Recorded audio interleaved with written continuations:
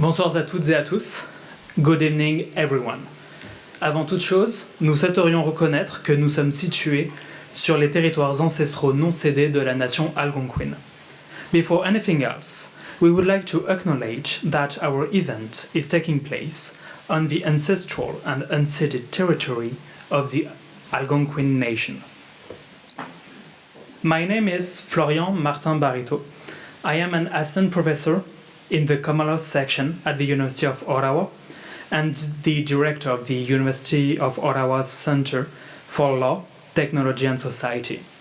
Je suis très heureux de vous accueillir ce soir en si grand nombre au sein de la faculté de droit de l'Université d'Ottawa pour la 11e conférence commémorative Deirdre G. Martin sur la vie privée. I would like to especially welcome the family of Deirdre G. Martin, the donors of the Deirdre G. Martin Memorial Fund who support this annual lecture on privacy, and to thank the Canadian Bar Association for their renewed support of this lecture. Of course, I am also delighted to welcome this year's distinguished lecturer to the University of Ottawa, Dr. Ari Ezra Waldman. Avant de céder la parole à notre conférencier, le doyen Adam Dodek dira quelques mots. Puis Stephen Lingard parlera de Deirdre G. Martin et du fond. Enfin, je reprendrai la parole afin de vous présenter plus en détail notre conférencier. Dean Dodek, the floor is yours.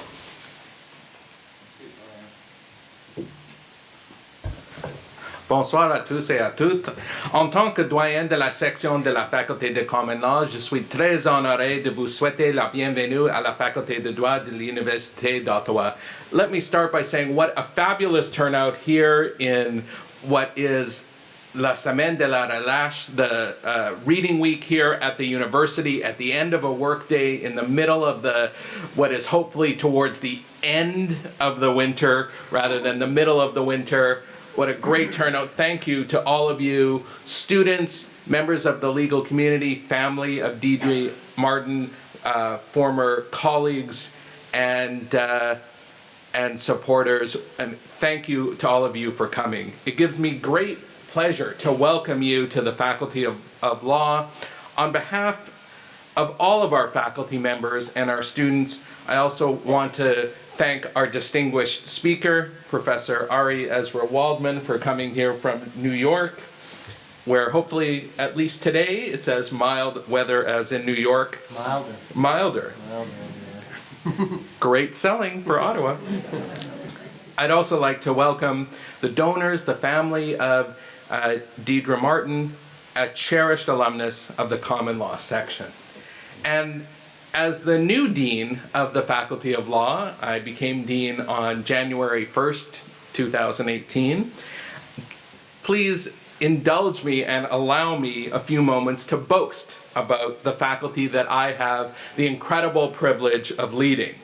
The University of Ottawa's Center for Law, Technology, and Society is nationally and internationally renowned for its scholarship in the field of law and technology, especially in privacy. Although it's a university center, the CLTS is hosted here by the Common Law section, and most of its faculty members are from our section. Indeed, the Common Law section is the leading law school in Canada and one of the leading law schools internationally for both its expertise and knowledge in the fields of tech law. We are renowned for the courses that we offer in this area, offering both a JD, LLM, and PhD with a focus in law and technology. We boast 3 Canada Research Chairs in law and technology, I believe all of whom are here in this room, Professor Ian Kerr, Professor Michael Geist, and Professor Teresa Skaza. And as well, I absolutely want to acknowledge the incredible organizing role of the director of that center, Florian Martin Barito, who organized this evening's event and organizes so many incredible activities that are going on at the center. We offer incredibly innovative courses such as legal knowledge, engineering, and legal data science, both of which are a first in Canada. There's a lot of talk in legal education and today about innovation. A lot of talk in the legal profession and in society about innovation and the influence of technology. Here, we're not only talking about those issues, we are teaching them, we are living them, we are studying them, and it's exciting as a dean to be a little bit a part of that. And over the years here at Common Law, we have developed an expertise in privacy law.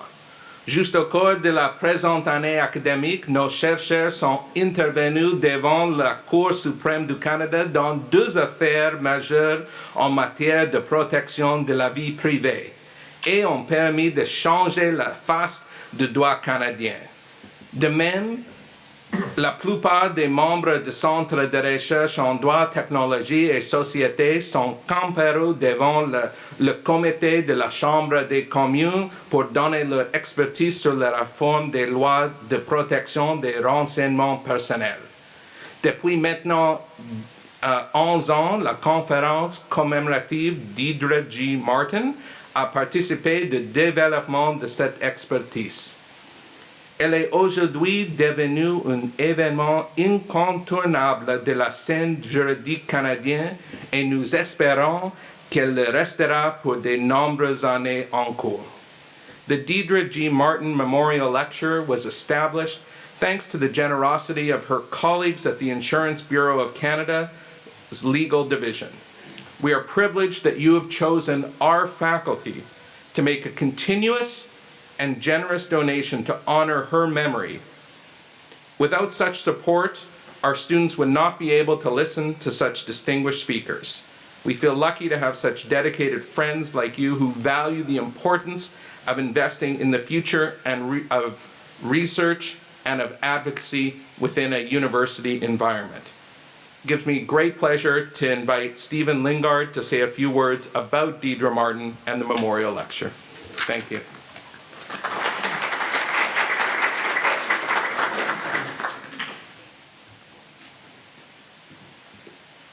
Thank you, Dean Doddick. Bonsoir, mesdames et messieurs. Je suis Stephen Lingard, le directeur principal, service juridique et chef de la protection des renseignements personnels du Bureau d'assurance du Canada. My name is Stephen Lingard, and I'm Director of Legal Services and Chief Privacy Officer at Insurance Bureau of Canada. I'm privileged to make some comments about Deirdre Martin, whose memory is being honored by this lecture. First, I'd like to acknowledge the presence today of some members of Deirdre's family. Connor White, who is one of her 3 sons, is here, as well as Deirdre's brother Frank Martin, and Mo and Jan Barnaby. Members of Deirdre's family have attended all of these privacy lectures since it was instituted in 2008. And I am joined today by my colleague Randy Bundes, who's IBC's Senior Vice President, Legal and General Counsel. I'll say a few words now about Deirdre. After working in private practice and also as in-house counsel for several years, Deirdre joined IBC's legal services in 1998, where she worked until her passing in 2006. Deirdre and I worked together on a wide variety of issues related to the then new federal private sector privacy law, PIPEDA, and the then new provincial privacy laws in Alberta, BC, and Quebec. Time passes quickly, and it's hard to think back to when these privacy laws weren't in effect. Deirdre immersed herself in the privacy topic and considered not only the legal issues and the interpretation of the words and legalese, but also how these laws would affect individual insurance customers and policyholders. Deirdre felt very strongly about protecting the privacy rights of insurance consumers. She built upon her knowledge of the property and casualty insurance industry and became an authority on the practical and business issues involved in the application of privacy laws to our industry and to the citizens who bought insurance. She was well aware that things keep on changing and that what was established law or best practices one day would likely change and would need to be reconsidered and updated. She also knew the value of hearing from others who have different views and approaches. She attended numerous privacy conferences and seminars and would come back to the office with lots of good new ideas of how to enhance privacy protection for the benefit of consumers. Deirdre was a very proud graduate of the University of Ottawa Law School, which made your law school an obvious choice at which we could establish a memorial privacy lecture in Deirdre's name. And has been mentioned, this is the 11th lecture. So this lecture has got legs, as they say. These memorial privacy lectures are intended to give you, the University of Ottawa law students, an opportunity to hear from leading privacy speakers on new and emerging issues and challenges. We hope that today's lecture may inspire you to follow Deirdre's example and to become knowledgeable and effective proponents of privacy rights and protection in your legal and business careers. I'd like to thank the University of Ottawa Common Law faculty and the Centre for Law, Technology and Society for their work in organizing these lectures, including the selection of world-class speakers. Now, just to give you some idea of who's spoken at these lectures before, because some of you, this may be your first time here. Last year, we had Professor Latanya Sweeney from Harvard. 2016, Bruce Schneer, who's a well-known privacy specialist and writer. 2015, Benjamin Gould, University of British Columbia Faculty of Law. 2014, Professor Ron Diebert, University of Toronto. We've had Dan Soloff, we've had Gus Hossain from Privacy International. So some really good speakers, and we have another excellent speaker here today. No pressure, Professor Waldman. But I'm really looking forward to hearing from you today, and I hope everyone enjoys this lecture and comes away with it thinking that was time well spent. Thank you very much.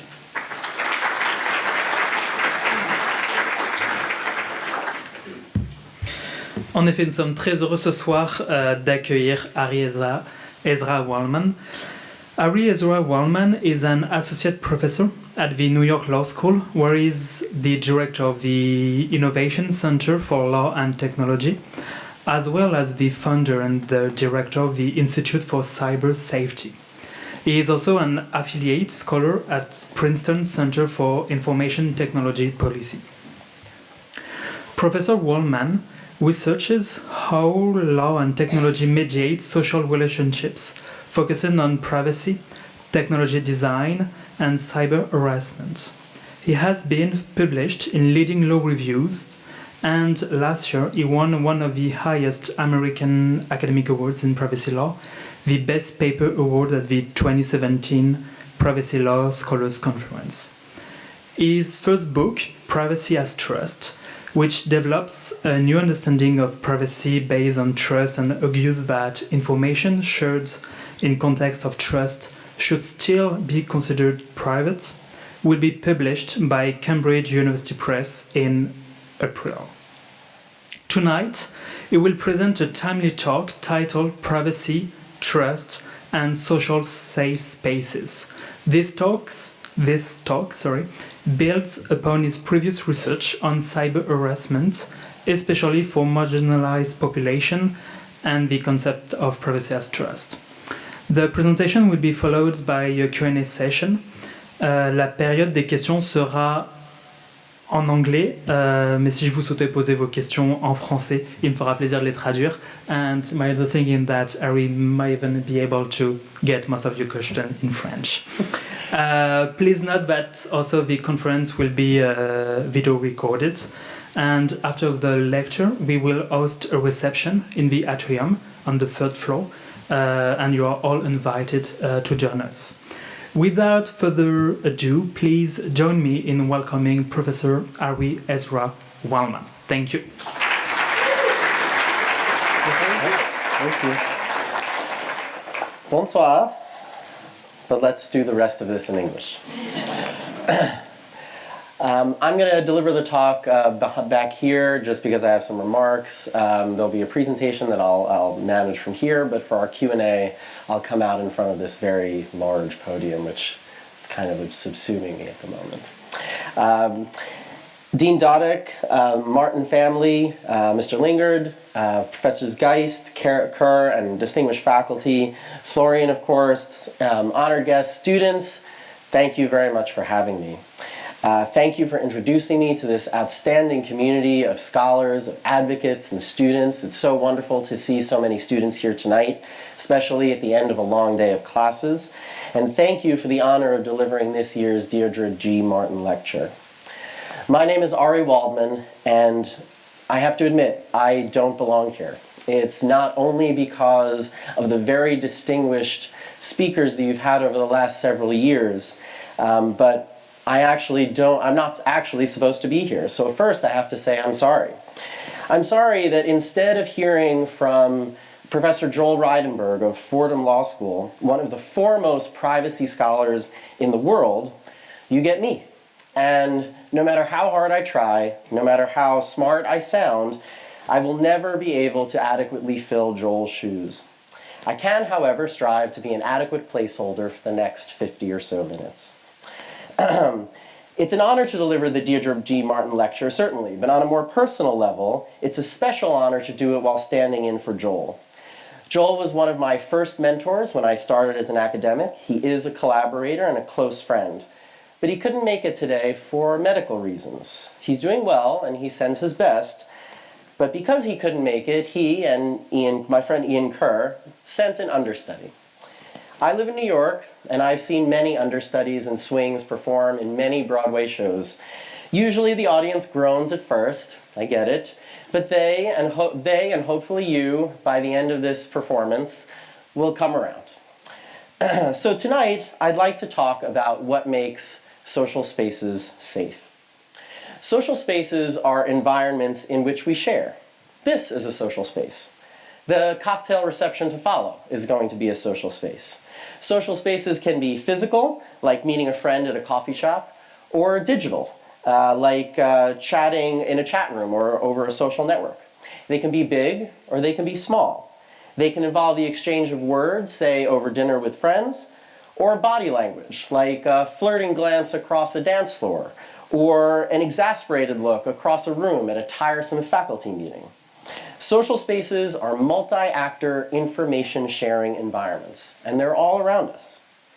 Social spaces are safe when the social actors, when those of us who are part of these environments can share information freely, without concern for the vulnerability that's inherent in disclosing personal information. So what are some examples of safe social spaces that we all should be aware? Well, things like attorney-client relationships, doctor-patient relationships, fiduciary relationships, teams of coworkers and companies, Alcoholics Anonymous, there are many. We're going to return to some of those examples in a few minutes. These all are spaces with powerful norms of disclosure.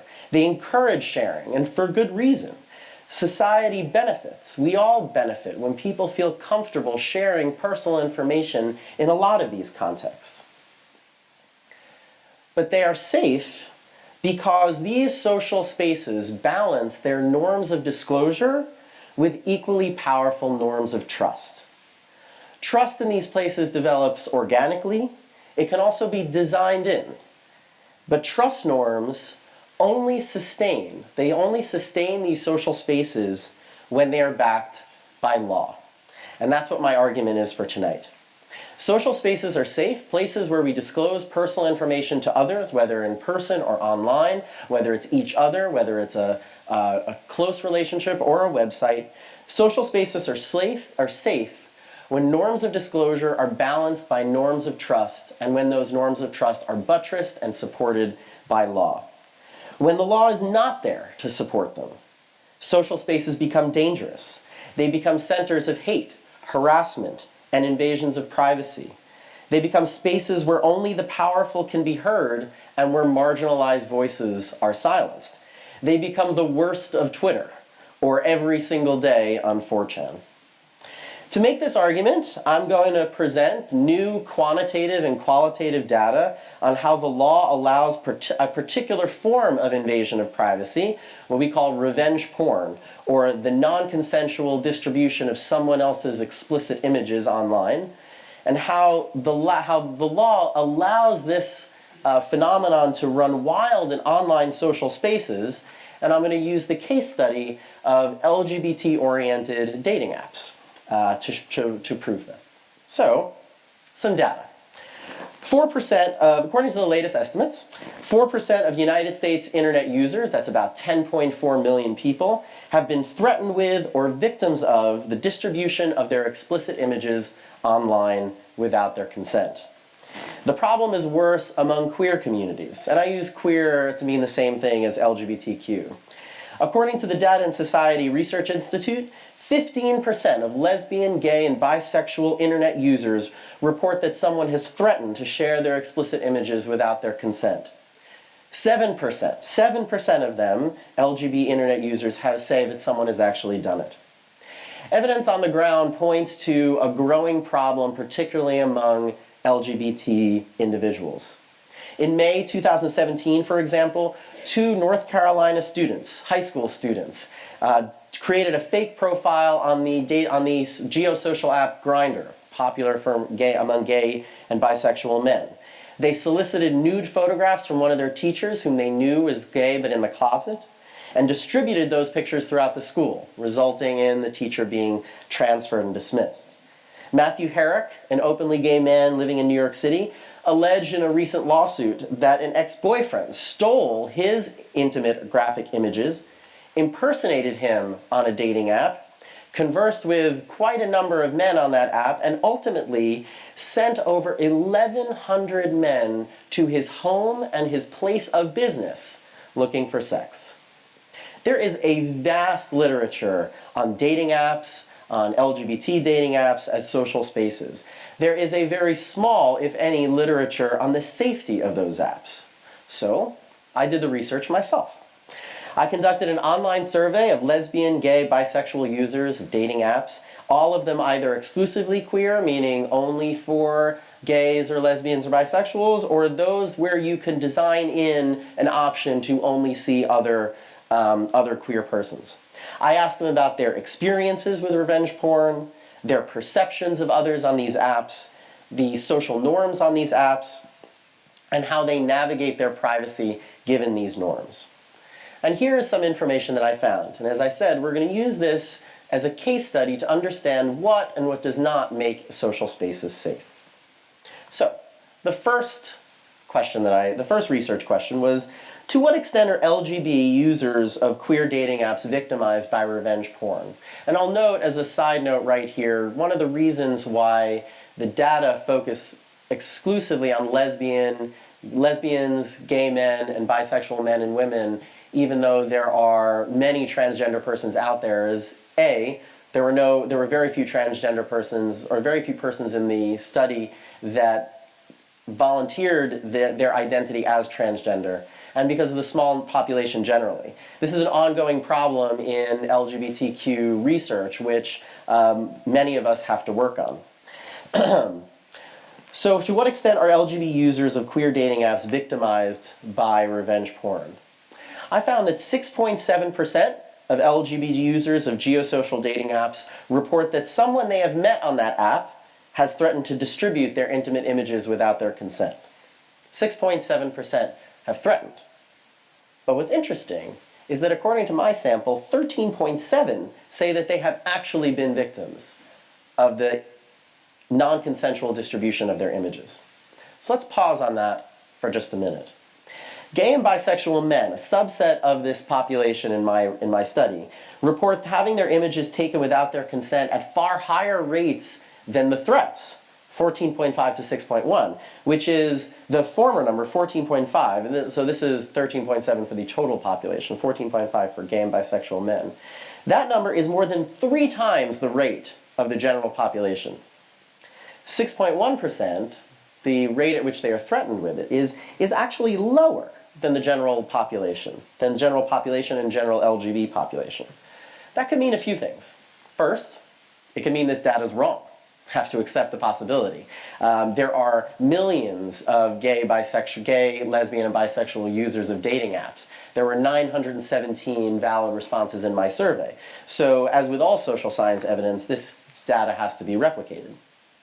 But the study could also speak to something unique about the LGBT or queer experience with revenge porn that could tell us a little bit more about the phenomenon. Elisa D'Amico is a partner at the law firm of K&L Gates in Miami and founder of that firm's Cyber Civil Rights Legal Project, which is its in-house revenge porn clinic. And she's been litigating revenge porn cases for about 7 years. She says that threats are usually more common, and I'm quoting here, because perpetrators of revenge porn usually want something. Money, to stay in a relationship, or more photos. And some do it out of passion or anger. But as one queer user of a dating app, my quantitative survey was followed up with some qualitative interviews. As one queer dating app user told me, and I'm quoting here as well, there are so many images just sent around these apps. I think guys feel willing to take them just as easily. Why bother threatening at first? I don't think the guy that did it to me had any personal vendetta. He just saw something that he liked and spread it around. Revenge porn is not about revenge. You don't do it simply because you want to act on bad intent. But it is always an invasion of privacy, and we're going to talk about that in a minute as well. Another interesting point is, of the women in the sample who had met someone on a geosocial dating app who threatened to distribute their intimate images, many of those women were actually bisexual, most of whom were threatened by men. A similar pattern held for those victimized by revenge porn, not just threatened. 3/5 of the women who were actually victimized by revenge porn were bisexual, and all of their harassers were men. We already know that the vast majority of perpetrators of revenge porn are men, and the vast majority of survivors are women. This study, so my study then lends credibility to the idea, which as we know from the work of Maryland law professor Danielle Citron, that as with heterosexual women, revenge porn in the queer world is also a gendered phenomenon. It will affect women because of their gender. It will affect men because of a gendered relationship or a sexualized relationship with another. A second research question. Given the lack of safety, given the prevalence or given the risk of online harassment, and given the risk of revenge porn on these apps, why do people share intimate information and pictures so often? 86% of survey participants have shared graphic, explicit, or nude photos of themselves on these apps. 86%. 92% have shared otherwise revealing photos of themselves. And exactly 82.1% of survey participants either agreed or strongly agreed with the statement, sharing photos is pretty much a necessary part of the process of meeting people on these apps. And in my interviews, I learned that there were 3 reasons why people shared so much personal information despite the risks. First, it's basically required if you want to meet people. Norms of the platform suggested that if you want to meet someone for companionship, if you want to go on a date, if you want to turn the online interaction into an offline interaction, which is the whole point of these platforms, you have to share information, you have to share photos. There is online very much like a social dance that happens offline. Second, especially on apps that are designed kind of like Tinder, if anyone in this audience is on Tinder, especially on apps that are designed to only allow individuals to see one photo of someone, sharing other pictures verifies identity. So if you only can see one photo of someone else, then you don't know if that person just stole a photo off the internet or if that was a particularly good day when he took that photo. Sharing other photos prove who you really are. And finally, third reason why people share personal information and intimate photos on these apps is sex positivity. As one gay man who uses several apps told me, these apps allow us to be open and positive about who we are and what we want. Given what previous generations of queer men and women went through, there is exactly nothing wrong with that. And I agree, 100%. Disclosure norms, in addition to organically developing as a result of it being a dating app and a social app, disclosure norms can also be designed in. And what I mean by design in is built into the DNA or code of the app. As a separate project of mine, I'm doing research on how engineers or technologists do or do not design privacy into the technology products that they create, and as well as the social and political and cultural barriers to privacy by design. But as we know, design can be leveraged to achieve any number of values and goals, as people like Helen Nissenbaum have been arguing for years, and Woody Hartzog, who argues in a forthcoming book. Dating apps are designed by their code to facilitate disclosure. They allow one-click picture sharing.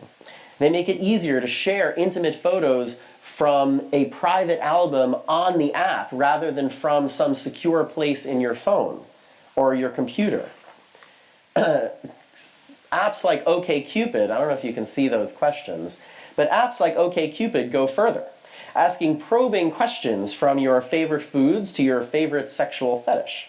And the platform says that it takes those answers and integrates them into their own AI and find you your most compatible matches.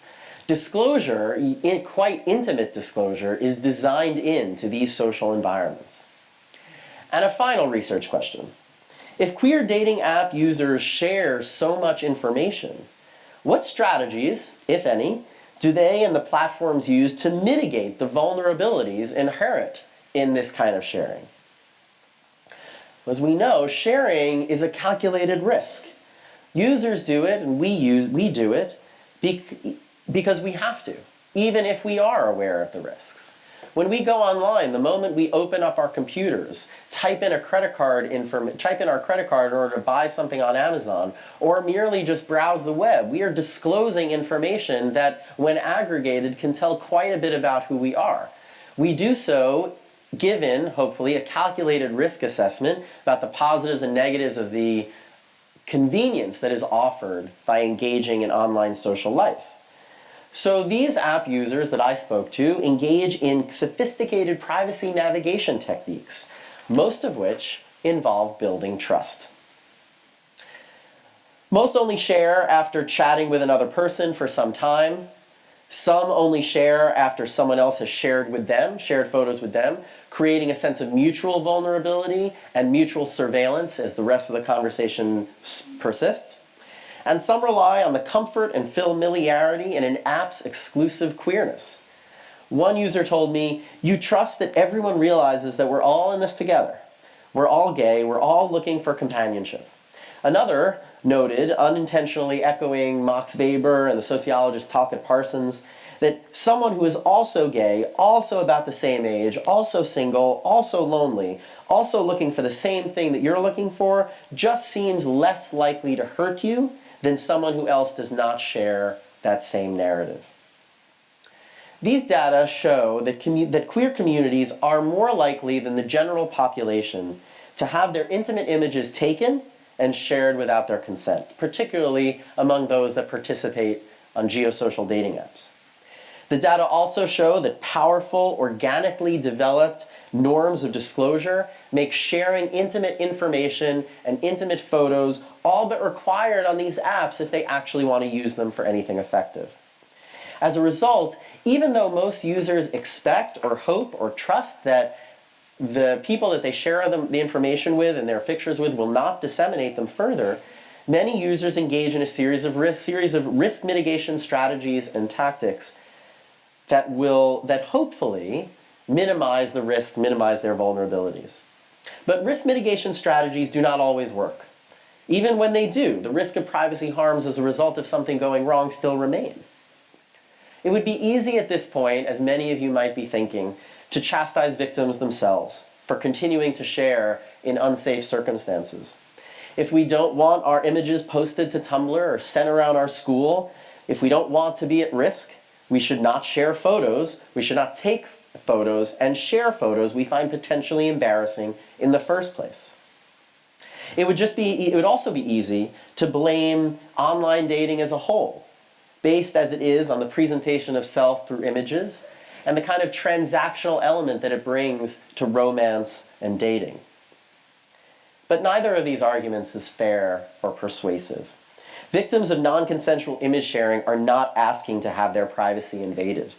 They are merely engaging in an important facet of modern life that happens to now be governed by organic and designed-in powerful norms of disclosure. A story I commonly tell at this point, tell especially my students, is about these two, Abigail and John Adams. They wrote letters to each other while John was away at the Continental Congress and other times. And for their time, those letters got pretty graphic. I encourage you to read them. You can bet that had Abigail and John had access to iPhones, particularly the portrait mode on the iPhone X, you can bet that they would have shared intimate photos with one another. Intimate photos are modern-day love letters, maybe lust letters, but they are modern-day versions of social interaction that has been happening for centuries. People who send them are engaging in a uniquely modern aspect of romance and love. They shouldn't be judged for behavior that is natural, simply updated with modern technology. And suggesting that online dating as an institution itself is to blame for revenge porn is also like blaming the victim. It's like blaming someone else other than the perpetrator. It's neither the victim's nor the institution's fault, regardless of how troublesome online dating might be. Rather, some social spaces are safe, and some social spaces are not. So let's get down to it. What makes social spaces safe? Sharing is essential to social interaction. And although what and how much we feel compelled to disclose can change depending upon the context, I share different things with my students than I do with my friends or my partner. I share different things with you and dress differently presenting here than I would in a social context. Those norms, these norms that develop in each of these contexts, develop organically. And especially when we're talking about the online world, they develop by design. As I said, they can be designed in. But because information exchange based on those norms involve risk, social spaces require safety mechanisms if they're going to survive. If you want to encourage people to continually share. And if anyone in this room runs or develops an app or is involved at all in developing websites, you know that there needs to be a trusted relationship. And companies have been saying this for some time. Customers need to trust that their information is going to be used properly if they're going to continue to share. Therefore, if a social space is defined by its information exchange, a safe social space, I argue, is an environment of information exchange backed by trust. Because, as I argue in my forthcoming book, available where all books are sold, information privacy is really itself about trust. About the social capital that comes from sharing in trusted social relationships, such that if we share in context of trust, that information is not really public. It's not really open for anyone to use. The kinds of things that you share with your friends, your parents, your grandparents, which may be very different types of things, but those things you don't share them expecting that because you've shared them with at least one other person that they are open for anyone to use. It is here where design, private ordering, and the law can play essential roles in buttressing or weakening organically developed trust norms. Without trust norms backed by law, we could not share secrets with our friends, confide in loved ones, engage in commerce, or express ourselves freely. There are many examples of social spaces that have balanced norms of trust and norms of disclosure, and where those social spaces are functioning properly. I'll focus on 3 here. And accidentally, although fortuitously, I'm not going to be moving the PowerPoint presentation ahead for a couple of pages, so you get to look at this for a little bit longer. There are many examples of safe social spaces. For example, Alcoholics Anonymous meetings. Or Narcotics Anonymous meetings. Corporate teams where coworkers are working together to achieve some goal. Attorney-client relationships or other fiduciary relationships. In each of these, participants are expected to share information. They're expected to disclose in order to achieve particular socially beneficial ends. Like them, the lesbian, gay, and bisexual users whom I studied have to disclose information, sometimes personal information, in order to achieve their goal of offline social interaction. Because society benefits when we encourage and facilitate disclosure within social networks, within teams, within attorney-client relationships. We deploy design, private ordering, and the power of the state to make those spaces safe for sharing that personal information. If we as a society want to realize the benefits of recovery, of productivity, of effective counsel, and of love and romance, we need these tools to buttress norms of trust. And we see this play out in each of these 3 examples. So, Alcoholics Anonymous. Participants in AA meetings need to share information without fear that their medical condition, which still inexplicably remains a subject of stigma will be publicized to people that can hurt them. Therefore, norms of trust have developed organically in Alcoholics Anonymous by virtue of the fact that everyone shares a common identity, everyone in an AA meeting is in recovery or has developed an issue with alcohol, and strict confidentiality rules have been developed over time in AA and NA meetings that design in safety nets for people to be able to share details about their lives. Privacy torts are also available in case something goes wrong, and both Canada and the United States have seen cases like this, where the expectations of privacy inherent in AA meetings have been turned into an expectation of privacy recognized by law. Teams of coworkers. Similarly, based on my and other social science studies of teams and organizations, corporate teams working toward productivity goals, like groups of engineers trying to build an app, or a group of people trying to solve some particularly vexing organizational problem, must share ideas and learn from each other without having to worry that one member of that group is going to either decamp to a competitor, or even in some organizations like Google, a competing team with their information. So to mitigate that risk, workers use various strategies to determine trust and to maintain trust in their teams, including basing it on the time spent with them, identifying similar characteristics, and seeing their work product. This is particularly true among engineering teams. Employers, in addition, use private ordering to maintain trust. They write in non-compete clauses into contracts, and the law of trade secrets limits what workers can take with them when they leave. Here, design, private ordering, and the law work together to do what it can to protect organically developed trust in these social spaces. And the final example, attorney-client relationships, which really also holds for other fiduciary relationships. Clients have to be able to share details of their cases in order to achieve effective counsel. That's why we just don't go randomly into the yellow pages and pick the attorney with the most Jewish last name, for example. We rely on, I can say that because my name is Ari Ezra Waldman. We rely on personal recommendations to find lawyers that we trust.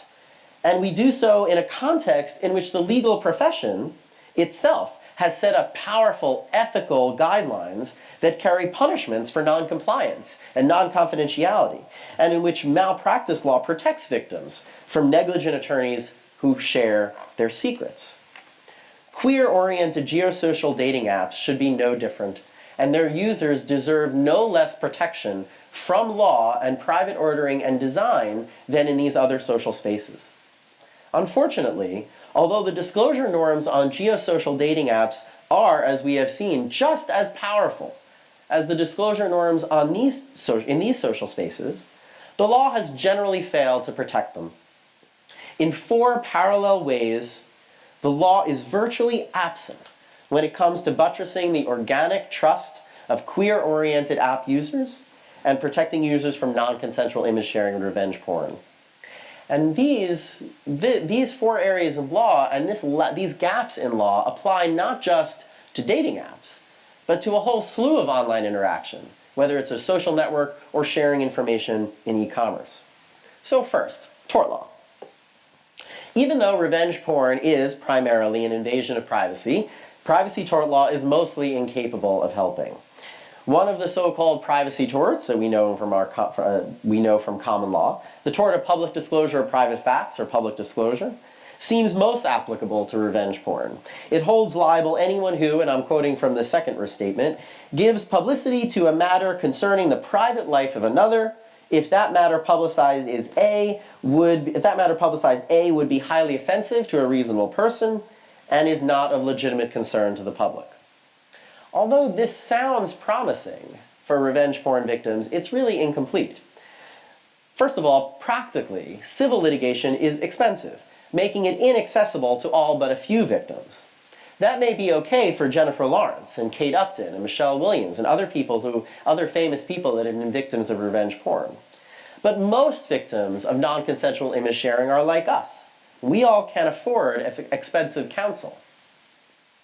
This is one of the reasons why back at New York Law School, my home institution, I created the first and only law school clinic providing free attorneys to victims of online harassment, which you can find at NYLS.edu at cyber harassment. But cost is not the only problem. Court interpretations of the public disclosure tort make it difficult to deploy. Many courts equate the tort's private life requirement with secrecy, thus putting the tort out of reach for revenge porn victims who took the photos themselves and shared it voluntarily with another person, say a boyfriend or a friend. This need for, and the need for ongoing consent, this idea that you can consent to sharing it in one time and not in another, is ignored by many common law courts. Daniel Solove has called this interpretive error the secrecy paradigm, and both privacy tort law and privacy constitutional law, particularly in the United States, are rife with it. In this area, though, Canada has an edge over the United States here, and one, might I add, of many edges. Canada has a more powerful tort of breach of confidentiality. This tort holds liable those who, without their consent, disseminate information disclosed to them in a context they knew or should have known included expectations of confidentiality, discretion, and trust, and thus harm the victim. But the underdeveloped nature of this tort south of the border still puts many Americans at risk. As I said, the use of the tort of breach of confidentiality, which I argued for in a law review article published last year, has actually been used effectively in Canada to combat incidents, either threaten or combat incidents of revenge porn. There are other areas of law, but there are other areas of law that buttress or supposed to buttress these trust norms, but don't always work. In addition to the tort of breach of confidence, copyright law is also available to take down images that belong to you. But that doesn't work if you didn't take the photo. Someone else took the photo, if your then boyfriend took a photo, or if a photographer took the photo. Copyright law also does not have the expressive effect, the kind of moral condemnation that we need to tell people that revenge porn is just wrong. It's much more than just taking someone else's pictures. Another area of law that doesn't do much to help online social spaces is the law of platform responsibility, such that it is. Platforms do not have the legal incentive to do anything about this problem. That is, to design in, their area is designed, to design in trust rather than just design in disclosure.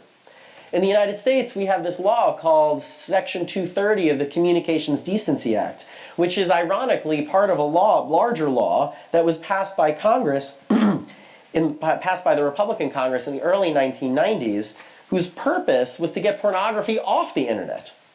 This section, which is the only section of this law that remains after the rest of it was declared unconstitutional, actually immunizes from lawsuit all websites from the tortious activities of third parties, i.e. users, on their platforms. So it doesn't matter that a platform invites or gives space and says, put your revenge porn images here, which websites have done. Section 230 immunizes them from lawsuit. So dating apps have no legal incentive to do anything about revenge porn. And that is exactly why some apps don't. And the only apps that do are those that take those safety and content moderation responsibilities on out of their own desire. That's why some apps have all the incidents of revenge porn, and some apps have fewer or none. The apps that make the choice to engage in content moderation and engage in safety out of their own desire don't have incidents of revenge porn, unlike the apps that do. If the law were different, if the law provided strong incentives for technology companies to take safety seriously, we would see far different and far safer online spaces. The final area of law that could make online spaces safer is criminal law. In the United States, 37 jurisdictions, mostly states, but also the 38 jurisdictions, mostly states, but also the District of Columbia and New York City, have criminalized revenge porn. Canada, again, ahead of the United States. In the United States, not only are these laws not super comprehensive, we have no federal criminal revenge porn law, but the state ones also vary in comprehensiveness. For example, in Arkansas, the only time it applies is when a former boyfriend or girlfriend shares your intimate images, only limited to monogamous relationships, long-term monogamous relationships. States also include broad free speech exceptions. But revenge porn isn't free speech. It isn't protected by the First Amendment or free speech norms. It's harassment. It's an invasion of privacy. It's targeted dehumanization. Leading free speech scholars in the United States say as much. There is no intersection between free speech and revenge porn. These gaps in the law are why revenge porn occurs in online social spaces. I had the opportunity to investigate content moderation strategies in order to show this at 2 different queer-oriented dating apps. One, which on its own took on significant safety and content moderation responsibilities. The other merely pays lip service to it in its privacy policy and its terms of service. One app made a decision early on to create, and I'm quoting, quoting from the founder and president, to create a safe space for our members through vigorous content moderation. And that's not just lip service. Half of the app's 28 employees are on its customer support and content moderation team. That team is diverse. It represents different genders, different backgrounds, different sexual orientations, and different geographies. They are trained and updated on new norms and new policies and new disclosures. The app's policy is to respond to every complaint within 48 hours. I noticed that they respond to almost all their complaints in 24 hours. The company's head of support literally sits in an office with the engineering team in order to ensure a tight feedback loop and responses without friction as those areas of the company work together. This is quite directly in line with my research on privacy by design, which shows that there is too little of a connection between engineers and privacy officers, chief privacy officers and general counsels who know about privacy. If there was more integration between them, privacy by design would be easier. This app shows that there's more integration between policy and policy, content moderation engineers. There's far more integration between them, far more effective content moderation and safety. The app also designs in easy reporting. There's a button to report violations, and it's obvious. It's not hard to find. The entire support ecosystem, it exists within the app. You don't have to go to a third party and type in extra personal information, which acts as friction and a disincentive to reporting. Everything stays within the app, and you receive a response within the app within 24 hours. In her experience representing victims of non-consensual image sharing, Elisa D'Amico, the K&L Gates lawyer, recognized the importance of design. It can be difficult, she said, for victims to navigate reporting procedures. You have to get to the right screen to trigger the right question and to get a photo down. To do that, you need to find the right button. And sometimes those questions are confusing. For example, Google, which has a reporting mechanism, actually has a question, a reporting mechanism for revenge porn, actually has a question that says, did you share this photo with anyone? Yes or no? Well, that's a little confusing because for most people, yeah, you shared it with your ex. But what they're really going after is, did you upload it yourself? Google has gone back and forth with, Google hasn't told us if they've gone back and forth with the language of that ad. But I have a feeling that the language in that question is specifically designed to confuse people. And is specifically designed to make it hard for regular people to deal with this themselves. That's why Elisa is so busy. Users can also easily flag on this app, profiles that are offensive or violate platform rules. It's one of the reasons why on this app, this one app, there are also fewer incidents of racist profiles, which is quite a big problem in the geosocial app, especially LGBTQ-oriented geosocial app community. And according to Andrew Santana, who's the director of litigation for a nonprofit organization called Day One, which deals in intimate partner violence, and the head of my clinic at New York Law School, flagging is really effective, but only if the platform responds. When a client emails that some image or video has gone up without their consent, the clinic assigns a team in order to flag profiles and flag photos in order to get them down. But if the app doesn't respond to get them down, nothing is going to happen, which shows the power of law. If law is not there to incentivize these apps to do something, then we are entirely at the mercy of the app's goodwill. The app's decision to make for themselves, yeah, we want to concern ourselves with our users' safety, with content moderation, not just clicks, not just users. Not all of us use geosocial dating apps, let alone apps geared toward queer communities. But we all live in a world where social interaction happens online. We all live in a world where everything that we do online involves disclosure. And yet, despite the extent to which the digital mediates our physical lives, the law treats online social spaces differently than many offline social spaces that offer similar positive social benefits, leaving us at risk for bad and opportunistic behavior. We need more trust backed by law. We need that trust to be designed in, and we need that trust to be effectively incentivized by private ordering and law backed by the state. That is, I think, how you create safe social spaces. Thank you.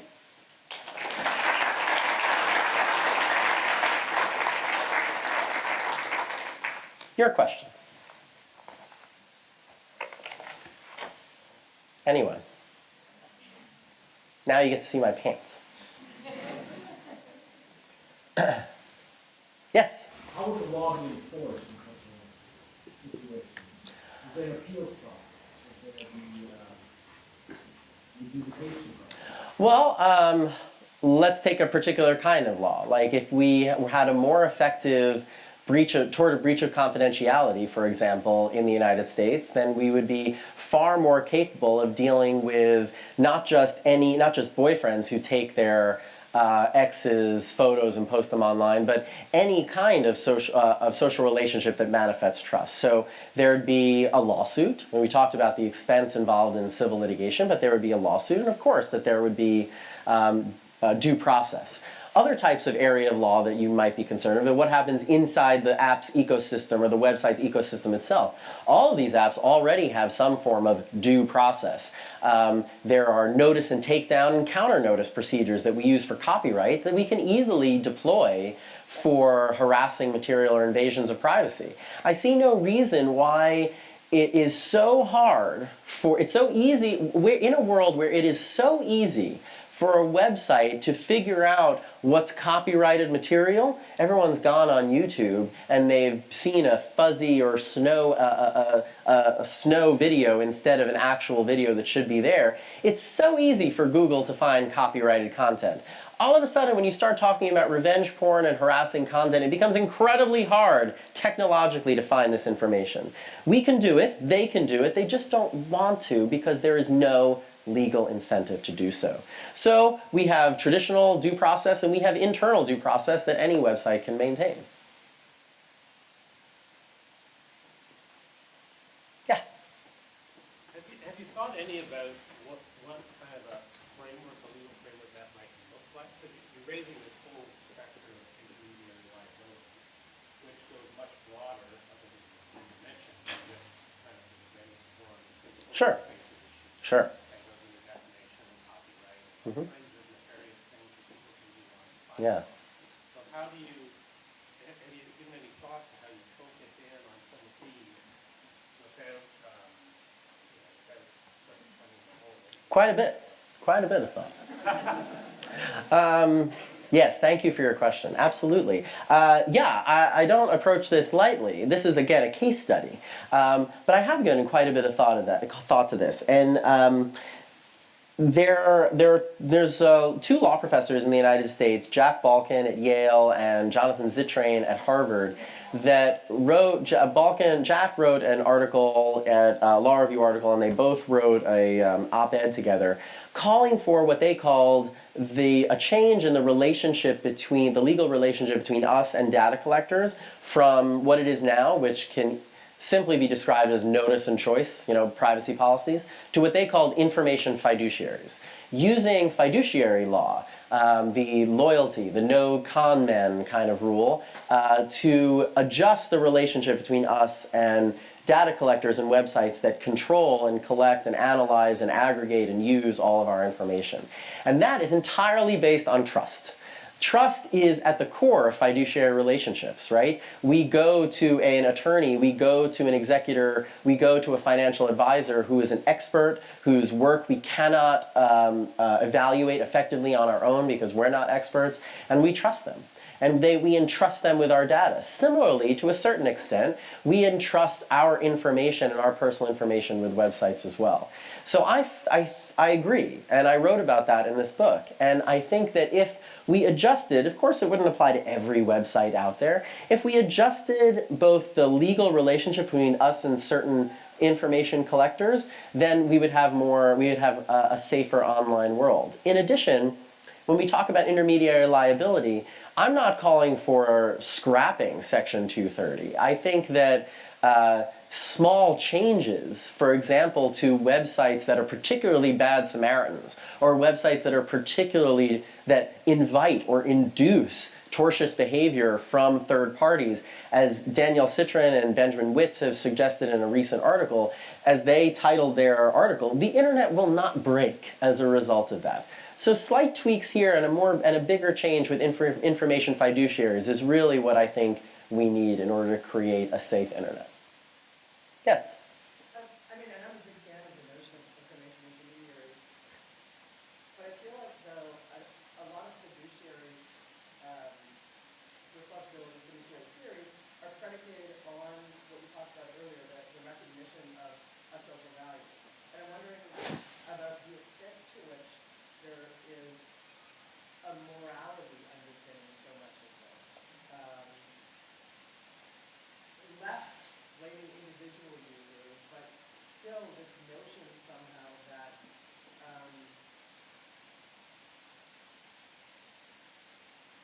I guess it is blaming a single user.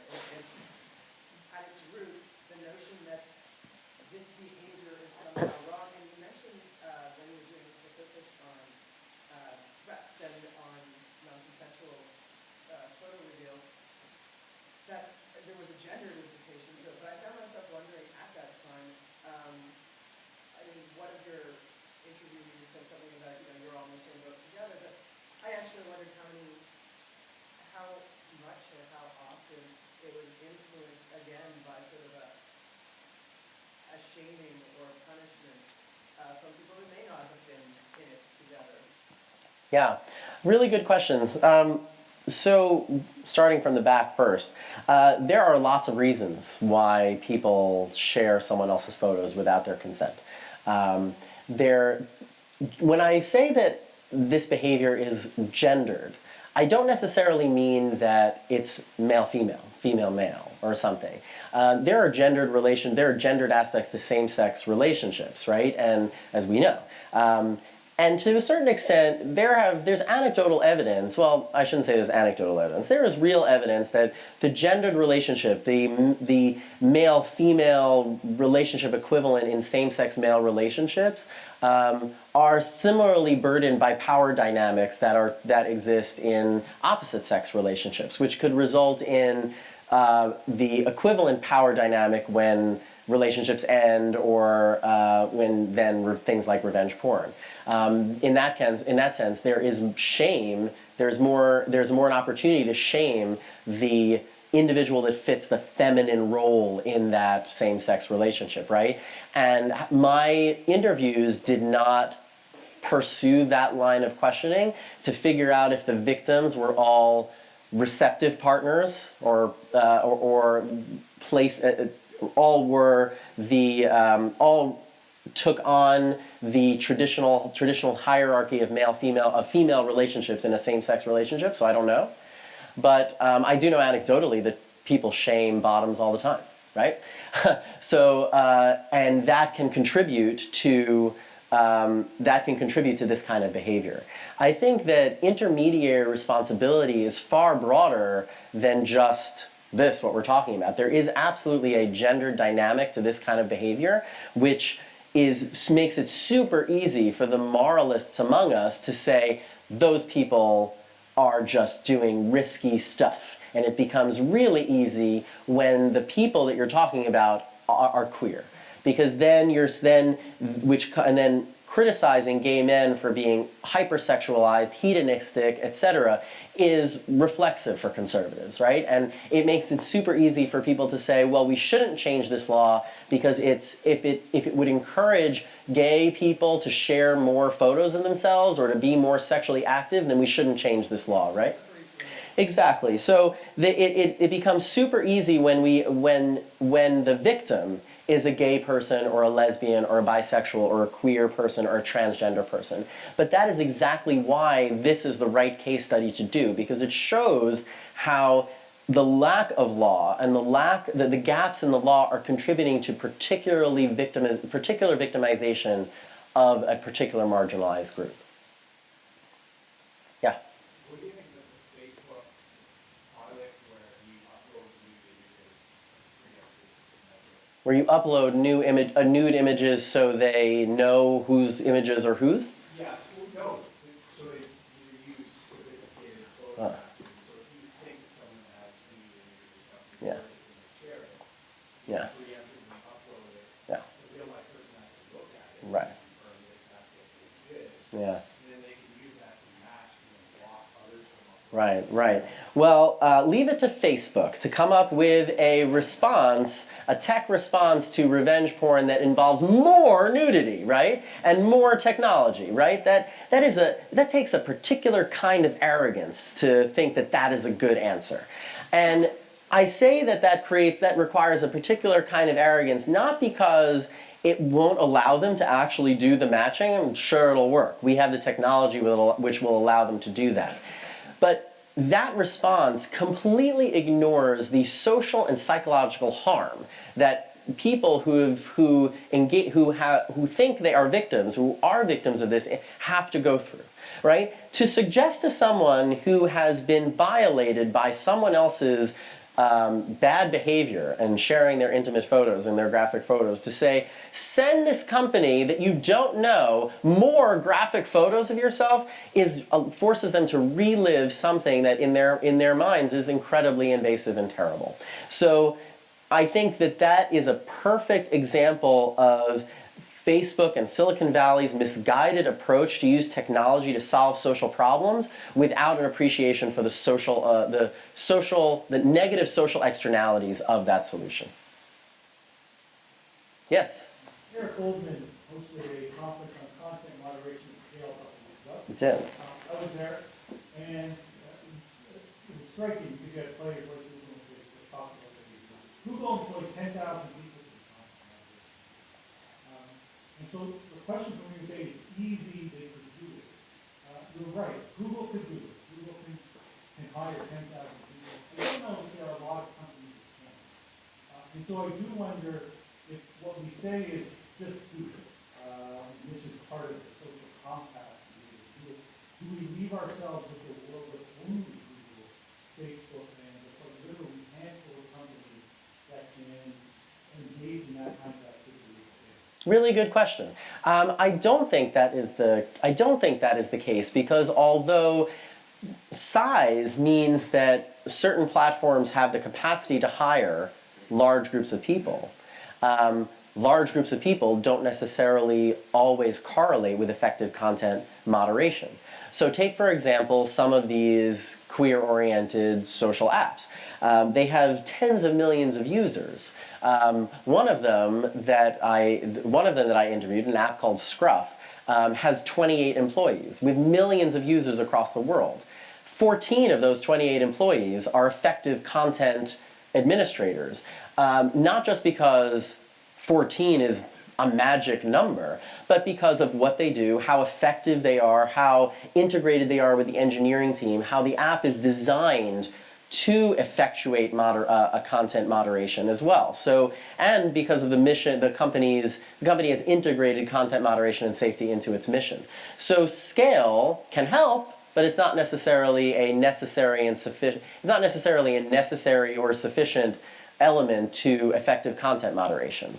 To the extent that it can help, and as a result we are left with, it is more likely, or the possibility it is more likely that large companies will be more effective. I think that there are tons of examples where large companies like Google, like Facebook, could employ all these people and do employ these people, but because, as the last question suggested, their focus is on something entirely different, that they're not using them effectively. So here's a good example.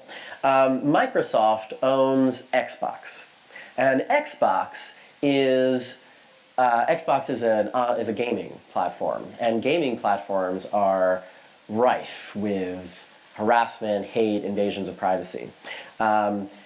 Microsoft decided to dedicate not just individuals, but design changes to make Xbox more safe. Did they make half the company focus on, Microsoft could hire as many people as it wants. Did it add 100 content moderators to Xbox? No. They assigned a tiger engineering team, hired a few more moderation people, and created an atmosphere or a norm on the website through design and through effective content moderation in a small team to reduce the levels of harassment and to be more effective, to be stronger against those people that don't. So while I can't argue with the fact that you have more people, you can do more things, just because you have more people doesn't mean you're doing it effectively. Just to go back to the case of revenge pornography, there was a recently decided case in the Ontario jurisdiction where it's a Jane Doe case where they successfully argued a privacy tort for revenge pornography. I don't know if you're familiar with it. I'm not. Okay. Unless so you give me the name. I know it's Jane Doe. Jane Doe, it's a bunch of numbers. I'm not familiar, I'm sorry. Okay, so it was a case where it was a 3-year prolonged relationship between a heterosexual couple, and she was actually successful in her case, and they were able to find that her sending a video of her self-pleasuring constituted revenge pornography. However, in the decision, they did mention quite a bit, or quite often rather, that it was a 3-year relationship and it was a heterosexual relationship. And so this is kind of the first case of its kind in Canada. Right. But once again, focused on a prolonged heterosexual relationship. Yeah. Can you speak to that at all? Sure. Well, so I saw a news article recently about the first criminal, there was a first indictment under the Canada's criminal revenge porn law. This is, I think, a different case because we're talking about tort law. But on the one hand, I see this as a positive result because sometimes that's how common law works, right? So first, let's get the easy case. The easy case is the one where we have the perfect relationship, we have the perfect couple, we have something goes wrong, everyone's heterosexual, everyone's accepted, everyone's white, everyone's this, everyone's that. You know, we have the great plaintiff where people can't, not saying, by saying everyone's white, I don't mean to suggest that one needs to be. I'm saying when you add in other factors to these cases, they become more complicated. Let's get a good holding from an attractive case, and then the next one will be without a relationship, and then the next one will be gay, and then the next one, so step by step. So in one sense, maybe that's good that it started that way. In another sense, I always cringe a little bit at every case where someone says, this is limited just to long-term relationships or this heterosexual couple, because the moment you start saying this is limited to a situation involving a heterosexual couple, you give license to the next court to say, well, it doesn't apply to gay people, or it doesn't apply when you're just having sex, or something like that. But that's one of the reasons why we have to continue this, why we have to continue advocating for the acceptance of various different types of sexual and romantic relationships to make people recognize that just like we had to do with interracial marriage in the United States, just like we had to do with same-sex marriage in the United States, that these relationships and these alternative sexual relationships are accepted, and just as there's no difference between them and what we've seen in this case. So I think that is it's a positive development, but a clarion call to continue sexual awareness activism. Two simple questions. Number one, what definition of pornography are you using? And number two, how does voluntary assumption of risk factor into your argument? So revenge pornography is or non-consensual pornography, which is more aptly a more apt title, is the non-consensual sharing of graphic photos or images where the person is identifiable in those images. So in that sense, my definition of pornography in this context is when this image involves nudity or something revealing, doesn't have to be total nudity, something revealing, something that can be considered graphic or explicit, and that's shared without someone's consent. And in terms of assumption of risk, well, there is, just like there are multiple points over time and in a sexual or romantic relationships where consent needs to be affirmed, consent in time one does not constitute consent 4 years later. Just because you shared one thing with one person at one time does not mean that you assume the risk in perpetuity that that information or that image that image could get out to anyone in any situation. So while I accept the idea of assumption of risk, I don't think that it applies in a situation of revenge porn, partly because in many cases, original sharing was not always super voluntary. Also, voluntary in one time does not constitute voluntary in another time. Yeah?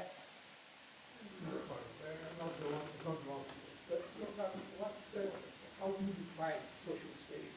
Maybe it's A social space for the purposes of this project is any information sharing environment, right? Apps are social spaces, websites are social spaces, chat rooms are social spaces. A megachurch is a social space. People are sharing, people are engaging with one another, any time that there is social interaction. So it's broad, it could be really anything. But I'm sorry? A permanent social space? A permanent social space is, well, social spaces come in and out, right? There are, so I'm not sure, let me ask you, let me push back a little bit, my professor's privilege, why does it need to be permanent? Well, why does it, yeah. Temporary, just momentary, or is permanent? Okay, well, let's say, hi, what's your name? Jane? Oh, Jane. Nice to see you again. Very nice to see you, yeah. So Jane and I are, we're going to have lunch maybe sometime. So that lunch might be a 1 hour social space. And we could share personal information with each other, just like we share, but the social environment in which I exist with my,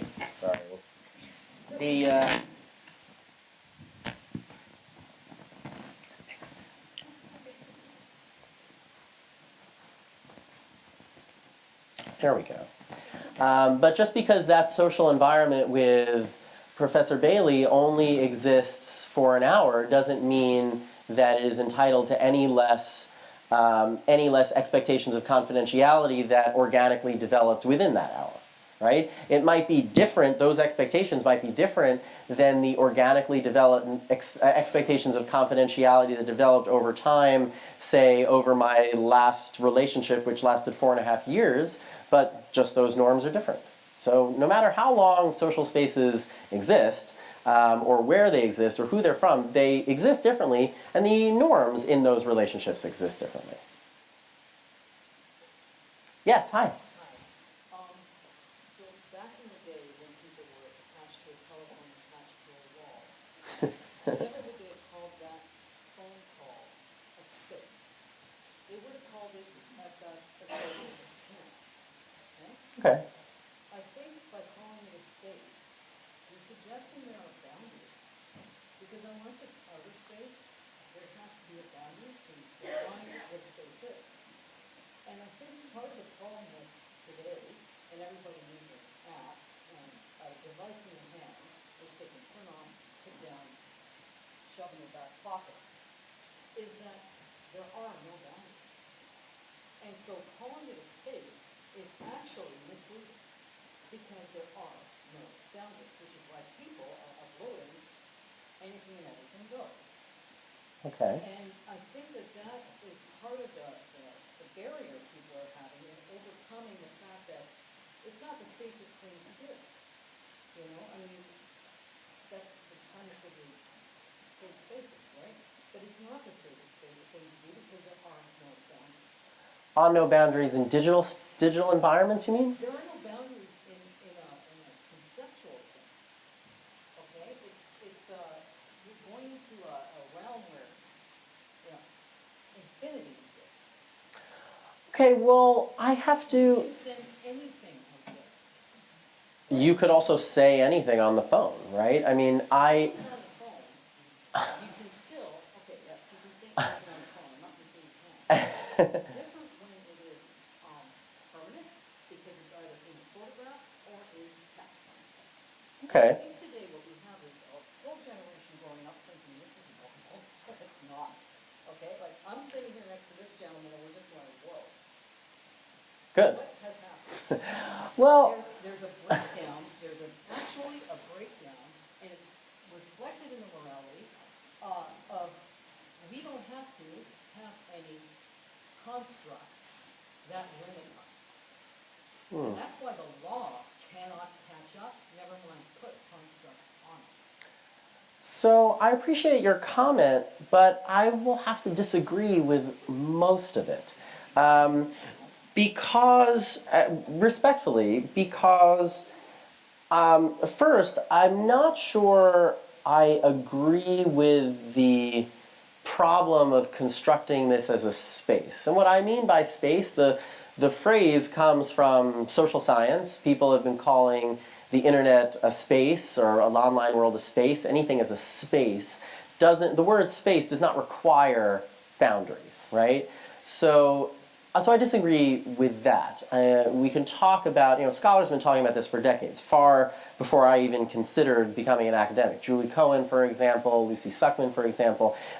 The boundary question, I simply disagree with. I don't think that that's correct. There is no implication that there is a boundary. But then your comment kind of veered into a question of, this is wrong, this is not, there has been a breakdown in morality that has suggested that, and that breakdown lets people think that this is okay to do. And the point of my presentation, and the point of my one of the points of my talk is, yes, to make you sit there, to have you sit there and say, wow, this is a problem, this is happening, I had no idea that this was such a problem, but also to suggest that it's because of a breakdown in morality or moral norms that people are sharing information is exactly belied by the kinds of things that people have been sharing for centuries. There are wonderful longitudinal privacy studies about how for their time primitive cultures found ways to engage, primitive cultures that were communal in nature, found ways to maintain privacy, but even in public shared really intimate moments and intimate things with each other, and how individuals who didn't have access to television or the phone shared intimate things with each other. And then there's a really wonderful study, particularly about the telephone, how telephone was originally intended as a piece of technology for commerce, but rural women in rural United States found it as a wonderful tool for resolving a loneliness problem because the next person was so far away. So they used the telephone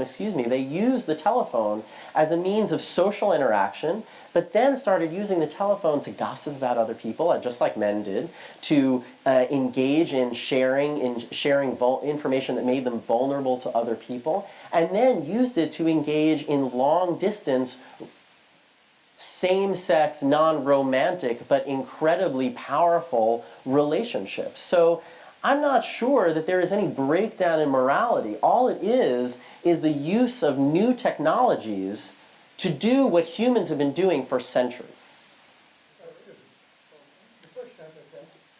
Just a second. I think we had a follow-up question.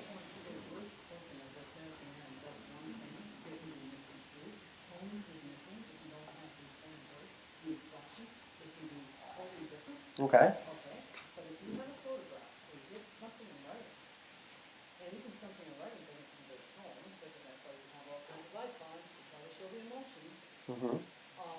The photograph and the text do not just disappear. Yes, it's great that there's documentation about it and telephone exchanges.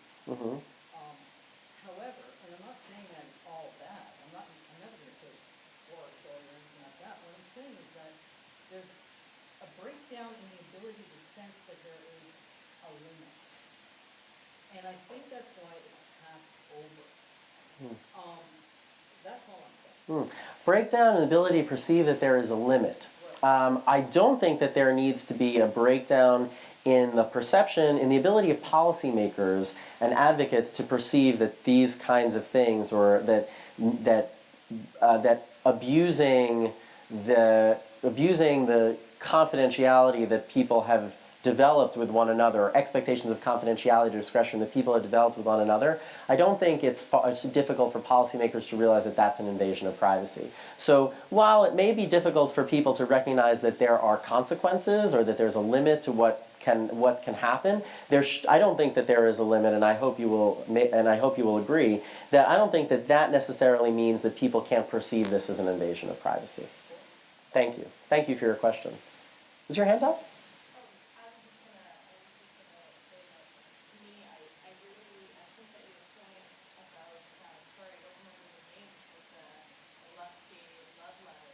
Oh, Abigail and John Adams, founders of the, John Adams was a founding father of the United States. Yeah.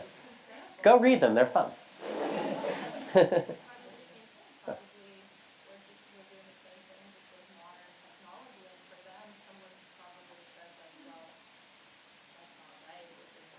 Yeah.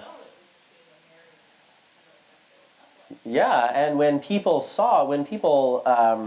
people didn't see those letters, right? Obviously at the time, but it was when researchers found them. It was they're not all sexual, right? But when researchers found them, they were like, "Wow, Abigail Adams, go girl!" So they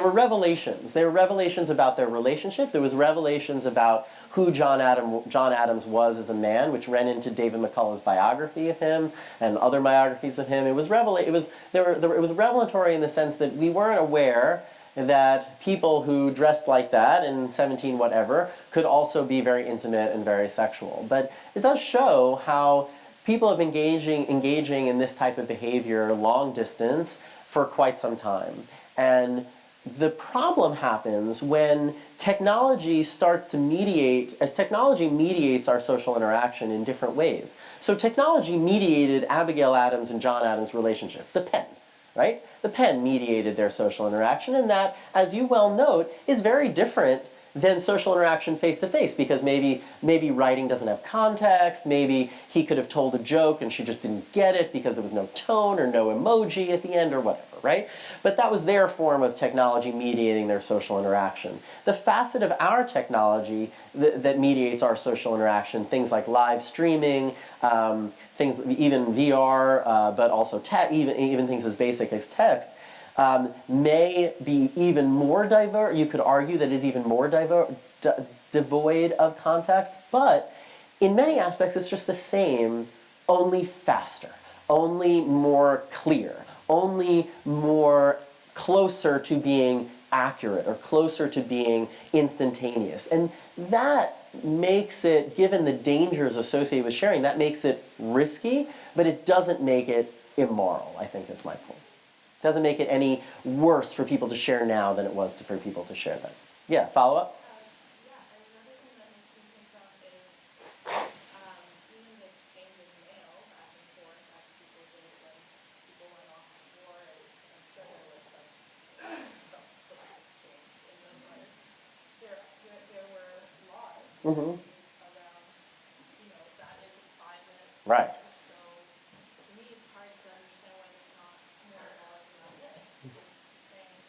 Yeah. Well, it's hard to understand. You're right about the laws about what's inside of a letter. And that's the only reason why. So one of the things that we have found over the last 20 years and that archivists and scholars have found are letters between same-sex couples or people in same-sex relationships or same-sex lovers when one of them was off at World War II, right? And there are a lot of these stories of letters kept in shoeboxes in someone's attic, of these beautiful letters written between two men when one was in the Pacific and one was still home, or one was in Europe and one was home. And the only reason why people felt safe sharing those is because once you folded it into an envelope, Although it's possible that some commander is going to read something and someone can intercept your mail, but we have rights about what's inside our mail, not necessarily what's on the top, but what's inside. So I agree with you that there seems to be something missing, that we can't, for some reason, can't connect what we've done in the past with what we're doing now. And that may be an inability of law to comprehend the technology. It might be an inability of law to, it might be not an inability, but an unwillingness for law to comprehend the technology. Because in today's polarizing times, you have people saying that, technology is good, innovation is good, and to the extent, and that is it. That is the only good. And then all the people that get left behind, they don't care about. Again, one of the big differences between the current administration in Canada and the current administration in the United States is that one cares about people and the other one seems to not, right? So there are negative social externalities that policymakers are simply not willing or not able to see. Yes? So I was wondering, when you think about particularly if we know as much as we know anything, that the consequences of these kinds of violations are disproportionately borne by members of certain equality-seeking communities. Right. And so I wonder about what you think about strategically, whether it makes sense to be talking about this exclusively as a privacy problem. And in addition, say, the alternative being, say, a broader liberty or sexual or equality thing. Yeah. So I think that's right. I think that we have often, that particularly communities seeking equality, let's use a case study of persons of color and LGBTQ communities seeking equal rights, have used more than just one avenue to do so. The NAACP, for example, and Thurgood Marshall used freedom of association, used 14th Amendment in the United States, used free speech, used privacy, used all sorts of things. So I agree 100% that any broader narrative of equality-seeking communities needs to appreciate, say, in this context, the gendered aspect or the unequal aspect between parties that results in this. Also, let's go even further. Let's broaden inequality. There are significant inequalities between wealthy technology companies and the people that use them. There's an inequality there, and even in how those companies go about designing their technologies. It's not a coincidence that mobile assistants are able to understand the phrase, "I'm having a heart attack," which is an affliction that mostly affects men, but don't know to call 911 when you say "I'm being raped," which more happens to women, because their inequalities are embedded into design. So I think that's right. I think that there is a benefit to exploring and highlighting the privacy element to these problems, simply because privacy is a social good in and of itself and has positive social externalities that oftentimes get ignored because other rights come into play, are more either powerful or more easily snagged onto. And approaching these social problems at least requires us to consider, in addition to the equality agenda, requires us to consider the privacy agenda as well. But 100% agree that cyber harassment as a problem in itself is both, or harassment, is both a privacy and an equality agenda. Yes? Just a quick question. You mentioned about what an important kind of term intersexual law is in this space at the moment. I'm curious about the law clinic that you've been involved in at New York Law School, and sort of what strategies, if you can give us a bit of a sense of what strategies you're employing there, what success you've managed to have in some of the cases that are coming to law clinic. Yeah, thank you for your question. The clinic has been around. This is the clinic's second year.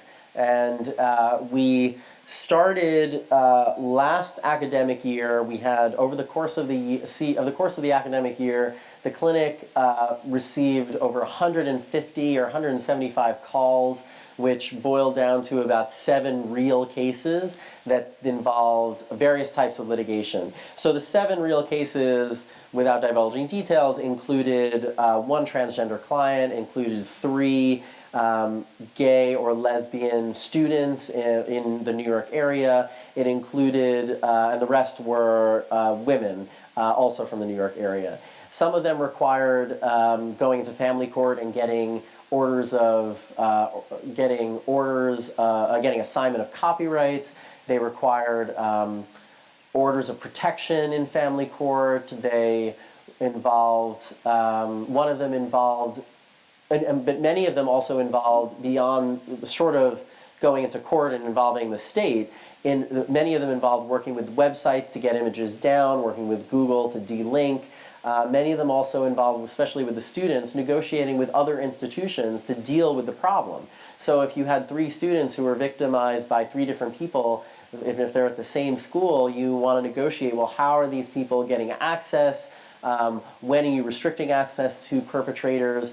Do these people need different housing? Those kind of things. So these representations of people, as Elisa D'Amico down at K&L Gates will also tell you, involves the whole gamut of going from counseling, making sure that people who have been victims of violence in many ways, counseling them to help them understand and to make sure that they are safe. That's often the first thing that the clinic does, to make sure that these people are not ongoing victims of physical intimate partner violence, all the way through to a court case. But as we all know, as the lawyers in the room know, very few cases end up going to court. They may involve, working with a website or working with another institution. Over this year, the clinic has had some LGBTQ cases. There are also policy involved. They were involved in New York City passing its revenge porn law, which is imperfect, but talked before the city council, as well as involved in some of the mayor's policy or some of city policy related to intimate partner violence and safety and privacy as well. So runs the whole gamut. They're doing really amazing work. Really proud of them. Yeah. Oh, we're done? Okay. I'm sorry, could you start again? I just didn't hear. Yeah. In light of what you said earlier, people don't have money for lawyers. Yeah. Given now you're starting to see a pattern, perhaps, are you planning to do up a process for high school students to use to go straight to Google to help them get photos or anything like that? Yeah, so Google and other websites, pretty much every platform of that size has a form for people to use. Have your images been stolen, and are they on? Microsoft has them too for Xbox and for elsewhere. Have your images been stolen by someone else, and do they appear on our platform? And then there's a whole takedown form, but those takedown forms are complex. Some people can navigate them. I'll give you the story of Holly Jacobs, who Holly was a PhD student at the time that this happened, and now she runs a nonprofit organization called the Cyber Civil Rights Initiative, CCRI. When she was a victim of revenge porn, none of these laws existed. No one even knew what revenge porn was, except her and Danielle Citron, who worked with her. Holly had to do this by herself. She spent she had to quit her job. Well, she had to quit her job because of the revenge porn. But she had to deal with hundreds and hundreds of websites. When the top 100 results in a Google search of your name are pornographic images of you that have been uploaded to different websites, you have to go to each of them and each of them. It becomes more than a full-time job. Our goal, and really Elisa D'Amico's role in setting up the Cyber Civil Rights Legal Project at K&L Gates, was to prevent anyone from having to go through what Holly went through when she had no support. And my clinic was originally focused on representing victims of cyber harassment, bullying, particularly LGBTQ students and young people who were having difficulty dealing with schools, who refused to do anything about off-campus cyber harassment. But because our clinic director, Andrew Santana, comes from the intimate partner violence world, we've gotten lots of other cases than just cyber harassment in school. So although my original intent was to focus on LGBTQ populations, we do a lot of that, and then whoever else needs our help, including those takedowns. Because a lot of the documentation on a lot of websites is so complex. So complex. And there's initiatives in Canada for plain language, just to get to the point. Yeah. We have those initiatives too. The Federal Trade Commission has plain language initiatives. So does the California Attorney General's office. Before she became senator, Kamala Harris was big in that. Plain language is not all it's chalked up to be, because someone can, a company, especially talking in their privacy policy, a company can say, yeah, it's readable at a 10th grade level. That's plain language, but it's 9,000 words long. Right? So I don't care how plain language it is, no one's reading that, right? So plain language is not, it's maybe an important element, but it's not a necessary and sufficient element. But good call. Do you have time for one more, or are we done? No, we don't. Okay. Thank you very much. It was such a pleasure to be here.